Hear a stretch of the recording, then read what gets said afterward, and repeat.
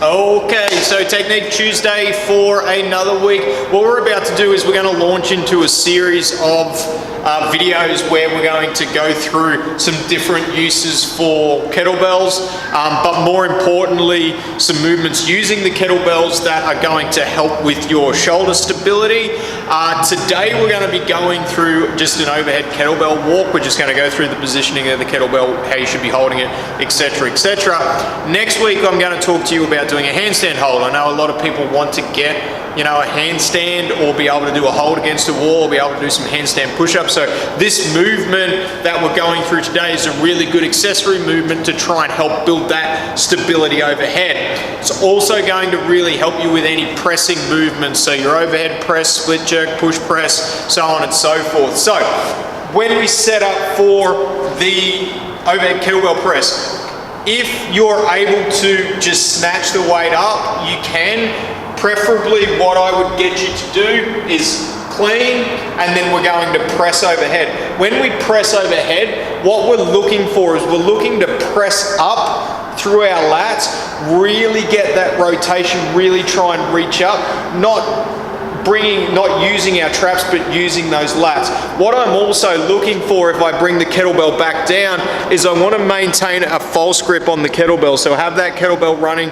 over the top of my thumb and through the base of the heel of my hand.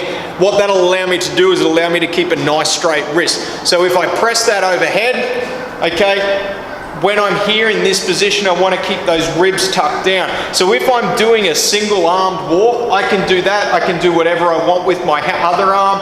I'm just going to try and keep my shoulders square as I walk forward. I probably don't want to run. This one's all about stability and maintaining that nice overhead position. When I get there, I also want to make sure that I'm not going to bend my arm. So I don't want to use, my biceps and my anterior delts to hold that up. I want to make sure I'm pressing up through those lats and I'm really supporting that weight overhead.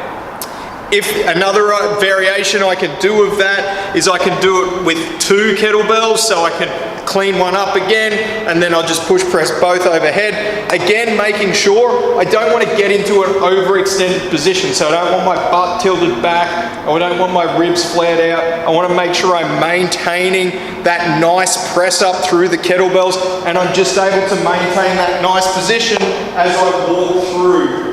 Okay, maintaining those nice square shoulders, walking back and forth, not waving them too much, keeping them in a good position, and then I bring them back down from there.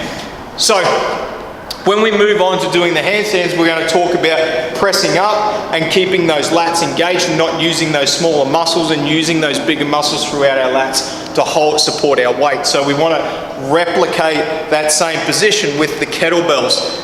So make sure when you do it, the reason I like to use a kettlebell, you can do an overhead walk with a lot of different implements. You can use a sandbag, you can use a medicine ball, you can even use like a piece of PVC pipe with some water in it to really challenge that stability. But with the kettlebells, it makes you really press up and really use those muscles that we're trying to use there. Number one thing to avoid is make sure we avoid that flaring. Think about those dead bugs. Think about that position you need to be in with those ribs tucked down, and then you'll be good to go. So that's the first part in the series. Stay tuned next week for some handstand hold tips, but get onto those overhead kettlebell walks and watch that overhead position improve. See ya.